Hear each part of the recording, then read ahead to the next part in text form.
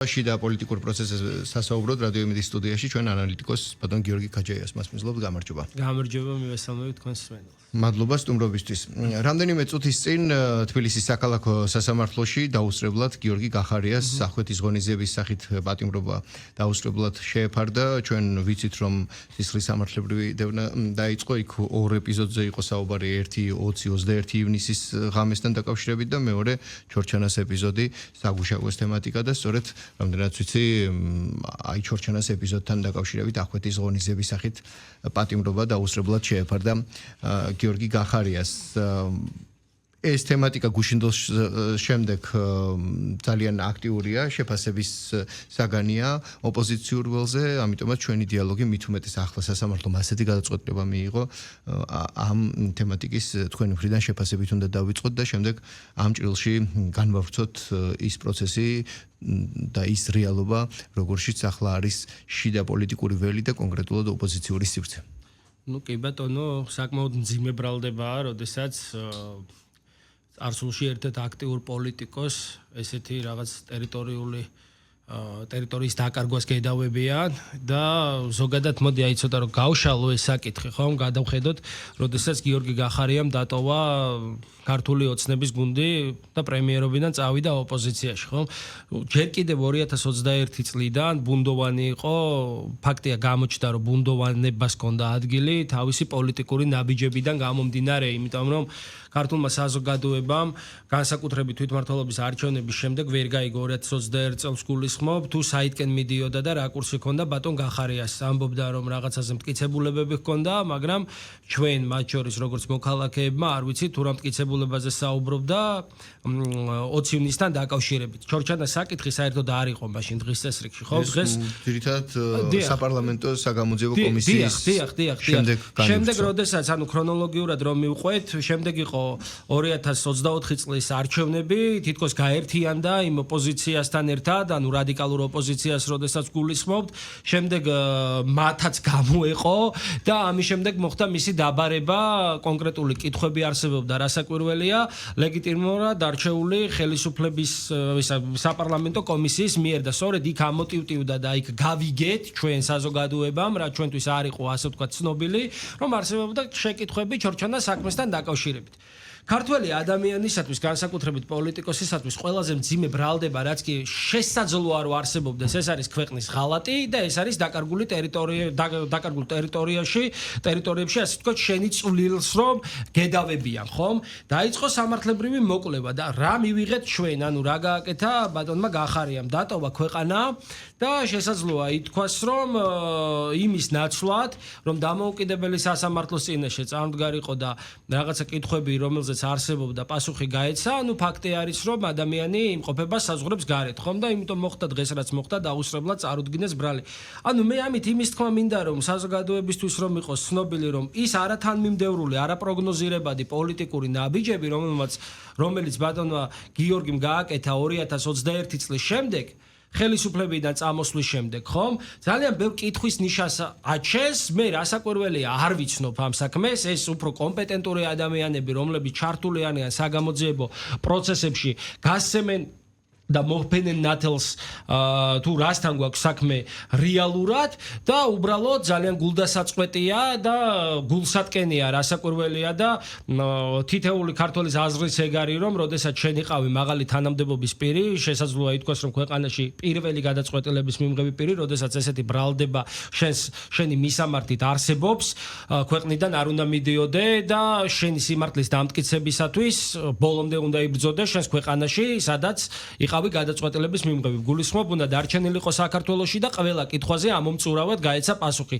განსაკუთრებით მაშინ, როდესაც ამბობდა, რომ ჩემს წინააღმდეგ ქართულ ოცნებას არანაირი შეკითხვა და არანაირი, ასე ვთქვათ, ერთი რაიმე საკითხი არ არსებობს და საქმე არ არსებობს, რაზეც მომედავებიან, ხო? ნუ მივიღეთ სრულიად საპირისპირო სურათი, ამიტომ უნდა დაველოდოთ ახლა გამოძიებას და გამოძიების შედეგები რაც იქნება, ყველაფერს ნათელი მოეფინება, იმიტომ რომ ყველასთვის მნიშვნელოვანია თუნდაც ერთი გოჯი მიწის დაკარგვის საკითხზე ვისკენ უნდა გაიშვიროს ქართულმა ადამიანმა ხელ და ვის უნდა მოგკითხოს პასუხი, ხომ? ისტორია, ჩვენი ქვეყნის უახლესი ისტორიაა და აქ არის სწორედ ის ფაქტები, თუ როგორ შეიყვანს ისტორია, ასე ვთქვათ, ამ პიროვნებას, როგორ დაიწერება ისტორიის ფურცლებზე, ხომ? ამიტომ მეტი არაფრის თქმა არ შემიძლია გამომდინარე იქიდან, რომ საქმის მასალებს არ ვიცნობ, მაგრამ როგორც მოქალაქისათვის გახარიას ქმედებები და გახარიას ნაბიჯები და თუ გავითვალისწინებთ იმას, რომ მე საკმაოდ კარგად ვიცნობ ამ პიროვნებას, ჩემთვის არათანმიმდევრულია და პოლიტიკოს არ შეეფერება ნამდვილად, როგორც ის იქცევა. პასუხისმგებლი ამ პოლიტიკოს არ შეეფერება პირველ რიგში განსაკუთრებით, როდესაც მაღალ თანამდებობებზე, ასე ვთქვათ, მუშაობდა წლების განმავლობაში. გიორგი, კიდევ ერთი თემა, რომელიც პოლიტიკური შეფასებისა თუ განცხადებების მიზეზი გახდა მიხეილ სააკაშვილის საავადმყოფოდან პენიტენციარულ სისტემაში გადაყვანა, დაბრუნება არის და ჩვენ მოვისმინეთ განცხადებებიც, რომ აბსოლუტურად ყველა მოთხოვნა თუ რეკომენდაცია ხელისუფლების მხრიდან იყო გათვალისწინებული მასთან დაკავშირებით, ჯანმრთელობის თემატიკიდან პოლიტიკური ასპექტებით დასრულებული და ახლა უკვე ჩვენ ვხედავთ, რომ ყოფილი პრეზიდენტი უკვე სასჯელახსულების და პენიტენციალური სამსახურის სრულ დაქვემდებარებაშია და სამედიცინო ნაწილი აბსოლუტურად მოხსნილია. ლოგიკურია ამ ფაქტთან დაკავშირებით განცხადება აბსოლუტურად სხვა რაკურსით და სხვადასხვა ჭრილში კეთდება მართველი თუ ოპოზიციური ძალების მხრიდან და ანალიტიკური თვალსაზრისით საინტერესოა თქვენი შეფასება და როგორ ფიქრობთ, რაიმე ტიპის გავლენა თუ შეუძლია მიხეილ სააკაშვილის ფაქტორს ახლა არსებულ ოპოზიციურ ველზე ან რაიმე იმპულსის მიცემა ან რაიმე ტიპის ფაქტორი თუ შეიძლება გახდეს ოპოზიციური სპექტრის წარმომადგენელი. მოგახსენებთ მიხეილ სააკაშვილს, როდესაც შეეძლო ცოტა უკან რო დაბრუნდეთ უკანა წლებში, როდესაც თავისი პერსონა შეეძლო გავლენის მოხდენა, თუ რა გავლენა მოახდინა საქართველოს და ქართულ ხალხზე, ეს ყველამ ძალიან კარგად დავინახეთ, რა თქმა უნდა, ნეგატიური. რაც შეეხება ახლა მიხეილ სააკაშვილის გადაყვანას იქ, სადაც რეალურად ვფიქრობ, რომ აქამდე უნდა გადაეყვანათ ბატონი სააკაშვილი და როგორც სხვა მსჯავრდებულები კანონის შესაბამისად უნდა ეგო პასუხი, ხომ? და უნდა ყოფილიყო მე-12 დაწესებულებაში. არანაირი პოლიტიკურ პროცესებზე მის გადაყვანას არანაირი ესე გავლენა ვერ ექნება, გამომდინარე იქიდან, რომ თავისი ის ვიწრო ბაბლი, რაც ჰქონდა და მთელი ამ ხნის განმავლობაში ემსახურებოდა მხოლოდ და მხოლოდ სახელმწიფოს რეპუტაციის დაზიანებას და საქართველოში რადიკალიზმის გამავრცელებელი ერთ-ერთი იყო ბატონი სააკაშვილი და მისი დაჯგუფება. დღეს ეს ყველაფერი განეიტრალებულია გამომდინარე იქიდან, რომ ეს აქციები, რომელშიც მონაწილეობდნენ სააკაშვილის დაჯგუფების წევრები, უბრალოდ აღარ არსებობენ, ხო, მილევად რეჟიმში არიან და რასაკვირველია, თავისი პარტიაც რამდენიმე თვეში დიდი ალბათობით აიკრძალება. ხოლო რაც შეეხება რატომ აღშფოთდნენ ახლა, ხო? ჩვენ გვახსოვს, რომ სტრასბურგის სასამართლოს ნაწილშიც ქართული მხარე გამართლა მიხეილ სააკაშვილთან დამოკიდებულებაში, ხო? ამავე დროს ჩვენ გვახსოვს მოწოდებები სტრასბურგის სასამართლოდან, რომ მას შეეწყვიტა, ასე ვთქვათ, შიმშილობა და მოქცეულიყო ისე, როგორც იქცევიან ღირსეული ადამიანები, ძალიან ლაკონურად იყო განმარტებული, ხო? და შავით თეთრზე ეწერა, თუ რა უნდა გაეკეთებინა სააკაშვილს და აქვე მინდა ძალიან დიდი მადლობა გადაუხადო საქართველოს ჯანდაცვის სისტემას, გამომდინარე იქიდან, რომ პრეცედენტი უბრალოდ მსოფლიოში შეიძლება არ მოიძებნოს, რომ დემენციანი ადამიანი განეკურნა და ჩვენ მოვახერხეთ და დემენციანი, როგორც ჩაწერეს, ასე ვთქვათ, დემენციანი ადამიანი სრულიად სახსალამათი, გამოჯამრთელებული დააბრუნეს იქ, სადაც უნდა დაებრუნებინათ.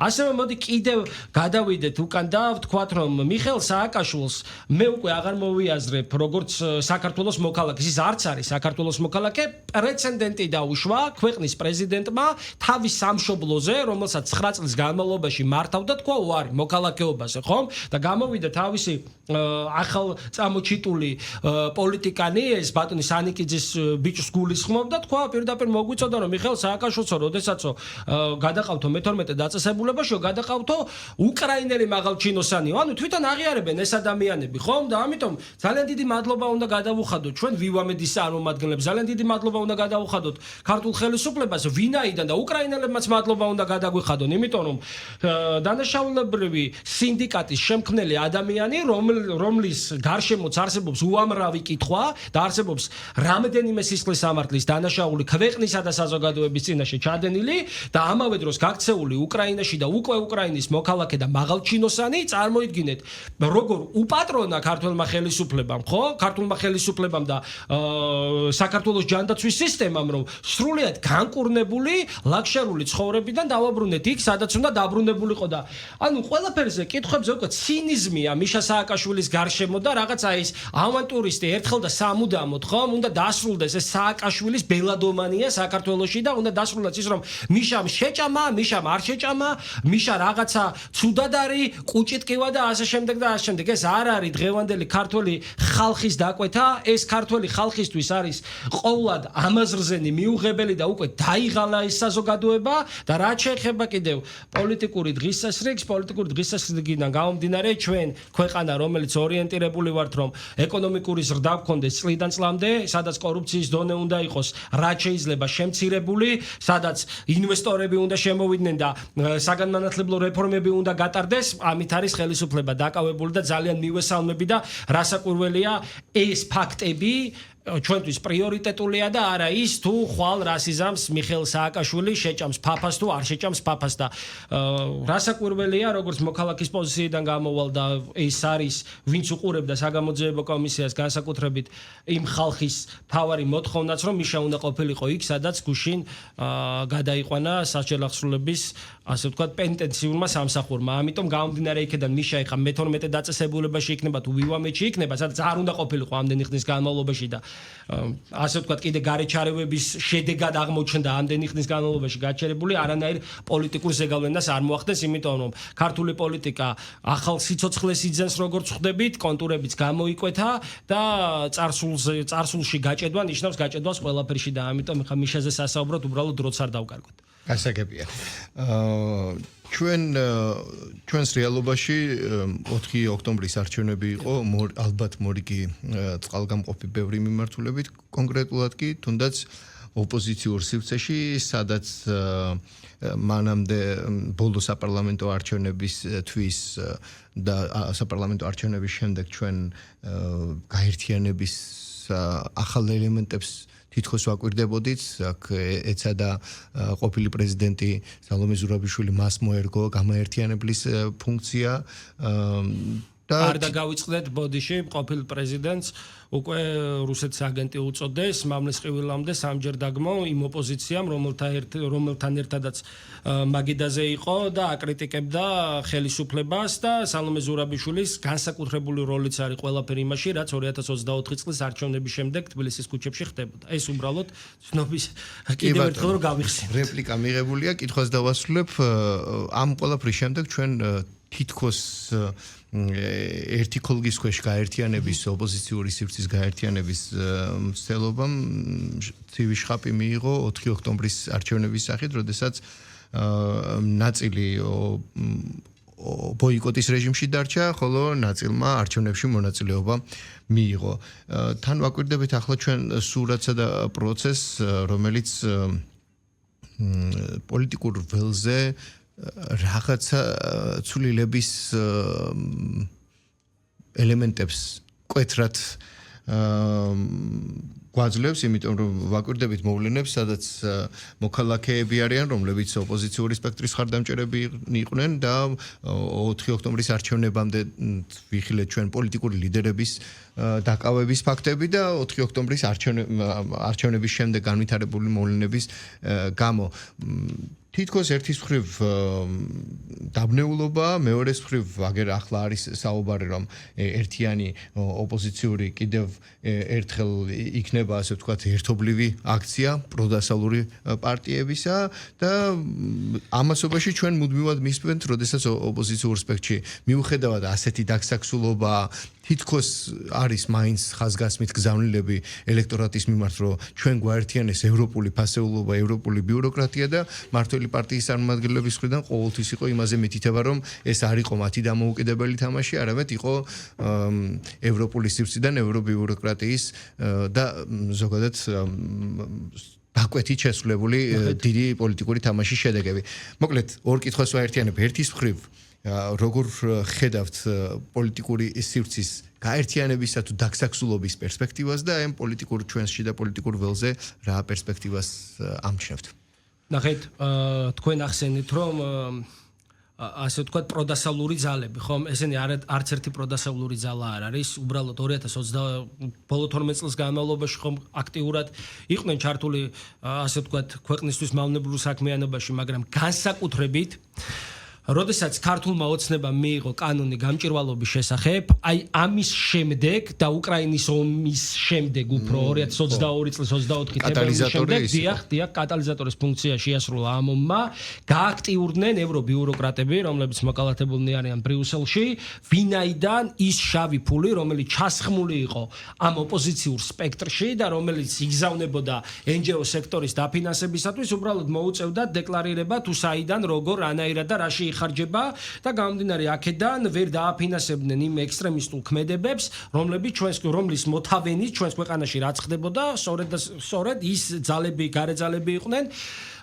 რომლებიც დღესაც ესე აქტიურად ცდილობენ, რომ საქართველოს ცეცხლისალში გახვიონ და რატომ არ დაგვავიწყდეს ჩვენ, რომ აი რამოდენიმე წუთის წინ ზაზა ბრიუსელიდან მოვიდა წერილი, რომელიც პირდაპირ მოითხოვდნენ, რომ უცვლელად წაეკითხათ, შეკრებილიყვნენ რუსთაველის გამზირზე და უცვლელად წაეკითხათ სწორედ იმ დაჯგუფებებს, რომლებიც ჩართულები იყვნენ 2024 წლის არჩევნების შემდეგ ხელისუფლების შტურმით და ასე ვთქვათ, ძალადობრივი გზით დამხობაში, ხომ? ვინ კითხულობდა ამ წერილს, ვინმე ჯობავა, რომელიც არაერთხელ არის გამოკითხული სამართალდამცავების მიერ. შემდეგ ვინ იყო დამფინანსებელი NGO სექტორის ის ელჩები და ის საელჩოები, რომლებიც ასე ვთქვათ, ახალისებდნენ ამ ძალადობრივ ქმედებებს.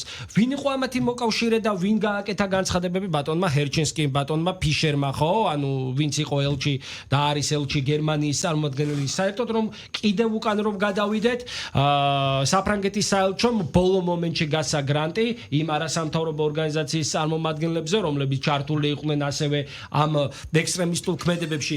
ანუ რაც შეეხება ახლა რომ პარტიულ დონეზე გადავიდეთ, ჩვენ ძალიან კარგად გვახსოვს, ხომ? 4 ოპოზიციური პარტია ავიღოთ, რომლებიც თავს უწოდებენ პროდასავლელებს. ამათ არაფერი ევროპულ ღირებულებებთან საერთო არ აქვთ, გარდა ერთი რამისა. დამკვეთი ყავთ ერთი და იღებენ დაფინანსებებს. გადაწყვიტა მათმა გარე დამკვეთებამ, რომ ორი პოლიტიკური ძალას უნდა მიეღო მონაწილეობა არჩევნებში, შევიდნენ არჩევნებში. შეიძლება საერთოდ არ უნდა ამ ადამიანებს არჩევნებში შესვლა, მაგრამ როდესაც შენ გარედან იმართები და როდესაც დაფინანსებას ხელს მოკიდებ, უკვე შენ თავს აღარ ვიკუთვნი, ხო?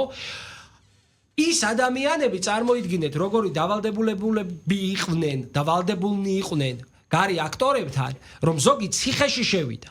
და რაც შეეხება 4 ოქტომბრის აქციას, ადამიანები გამოიყვანეს და პოლიტიკოსებს აკავებდნენ ზოგს სახლის სადარბაზოში და ზოგს კარადაში, ხო? ანუ ლაჩრულად მიატოვეს ის ხალხი. ანუ ვინც თავიანთი დაძახებულზე გამოიყვანეს, ხო? ანუ მე მიმართავ ახლა საზოგადოებას. როგორ შეიძლება პოლიტიკურ ძალას ენდო, რომელიც ნულოვანი პასუხისმგებლობით ცდილობს ყველანაირი გზით, ერთთან თანამშრომლობის გზით, თქვენს მიერ ლეგიტიმურად არჩეული ხელისუფლების დამხობას. არანაირი პოლიტიკური გეგმა მათ არ გააჩნიათ, არანაირი პოლიტიკური დღისასრიგი მათ არ გააჩნიათ და ის განსაკუთრებით ნაციონალური მოძრაობა და კოლექტიური ნაციონალური მოძრაობის წარმომადგენლები არიან, ხო, რომელიც ქალბატონმა ზურაბიშვილმა გააერთიანა ერთი მაგიდის გარშემო. პრორუს და რუსული დავალების შემსრულებლებს ეძახიან ხელისუფლებას და ხელისუფლების წარმომადგენლებს, რომლებსაც არანაირი ბმა არ აქვთ რუსეთთან, ხომ? და მათი ხელისუფლებაში ასე ვთქვათ 2012 წლის შემდეგ მოხდა ის, რომ სტრასბურგში მოვიგეთ და სტრასბურგმა გამოიტანა გადაწყვეტილება, რომ რუსეთს უნდა დაეკისროს 253 მილიონის გადახდა საქართველოსთვის, ხო? იმ ზიანისთვის, რაც მიაყენა ოკუპაციის პირობებში, ხო? ესეთ ხელისუფლებაზე ამბობენ, რომ ეს არის პრორუსული ძალა და უნდა დავამხოთო და უნდა მოვიდეთ ხელისუფლებაში, ის ძალები, რომლის ბელადმაც, რომელიც მე-12 დაწესებულებაში გადაიყვანეს და ყველა ეს ადამიანი მისი გუნდის წევრი იყო, ხო? და შემდგომში მისი ინტერესების გამტარებელი, რომელმაც ყველა სტრატეგიული ობიექტი რუსებს მიჰყიდა და რომელიც პირდაპირ ჭიპლარით იყო გადამული რუსულ ხელისუფლებასთან, ხო? და ოლიგარქიაზე, რომელიც არ არსებობს პრაქტიკაში, საუბრობენ ის ადამიანები, რომლებიც 2024 წლის არჩევნები და ეს ძალიან კარგად იცის, ვინც პოლიტიკაში მოღვაწეობს იმ ადამიანებმა, ოლიგარქის ჩამორიცხული, ასე ვთქვათ, ფინანსებით ოპერირებდნენ საქართველოში და ხდებოდნენ და საარჩევნო კამპანიას აწარმოებდნენ ქართულ ხალხთან. ანუ ეს ხო ცინიზმია. 4 ოქტომბერი და 2024 წლის არჩევნების შემდგომი პერიოდი შეიძლება ჩაიწეროს ყველაზე სამარცხვინო ფურცლად ჩვენი ქვეყნის ისტორიაში და ეს ყველაფერი გააკეთეს ისევ და ისევ ვიმეორებ უცხოელების დაკვეთით და პირდაპირ ღია ჩარევებს. ეხლა რამდენიმე წუთის წინ, მგონი 10 წუთის წინ წაიკითხეს მოწოდება, უცვლელადო წაიკითხეთო, თან თითისქნებით ელაპარაკებიან ბრიუსელიდან, ხო? რატო ჩაუვარდა პირობითად ამ ძალას და რატო არა გვაქვს ჩვენ? აი რა კავშირი აქვს, რა ბმა აქვს, ხო, როდესაც ხედავთ, რომ ჰერჩინსკის ადამიანთან, რომელიც დაკავებულია და სისხლის სამართლის საქმე არის, მასზე აღძრული, პირდაპირ ეთერში გვიყვებოდა როგორ უნდა ავიღოთ შტურმით პარლამენტი, ხო?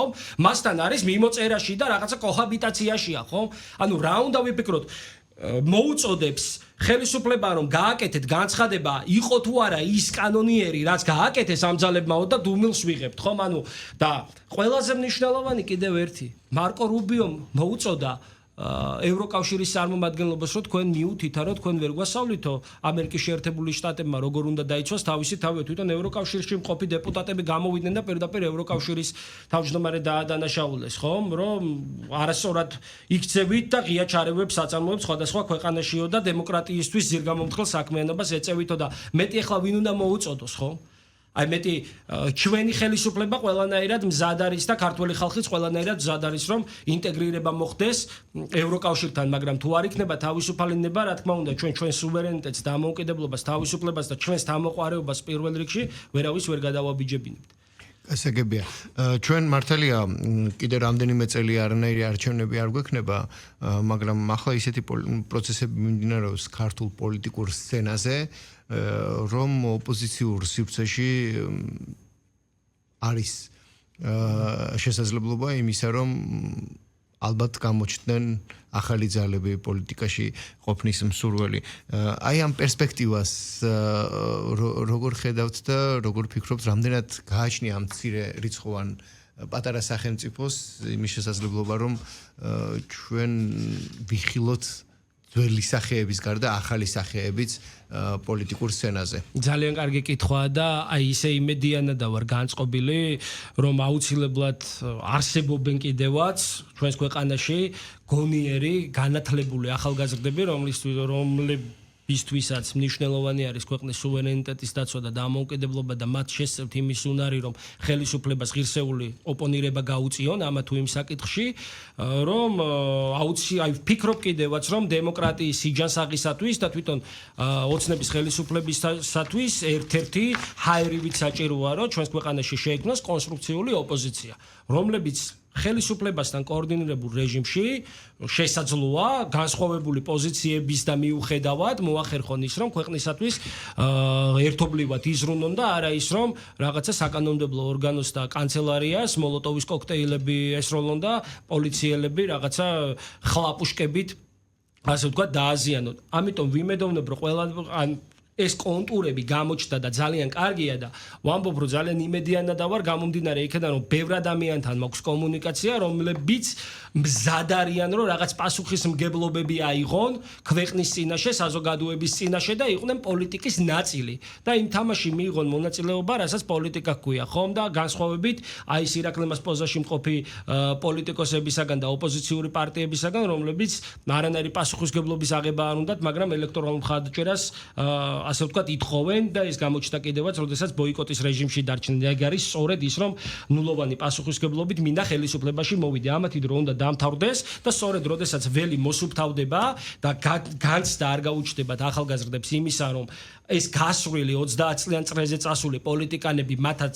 ასე ვთქვათ ტალახს მოცხებენ, აუცილებლად დარწმუნებული ვარ, შეიქმნება კიდევაც რაღაცა ისეთი ძალა და ისეთი ხალხის კონსოლიდაცია მოხდება, რომელიც იზრუნებს ქვეყნის დემოკრატიულ მომავალზე და მის გაჯანსაღებაზე და რაღაცა შვიდობიან ფორმებში პოლიტიკის წარმოებაზე და ამის ყველანაირი წინაპირობა არსებობს, უბრალოდ მაინც უნდა დაველოდოთ საკონსტიტუციოს გადაწყვეტილებას, როდესაც რადიკალური პარტიები, რომელიც ჩამონათვალშია, რომ აიკრძალებიან და მათ უბრალოდ რაც დააზიანეს, ისიც ეყოფათ რა. გასაგებია. მადლობა. მადლობა თქვენ.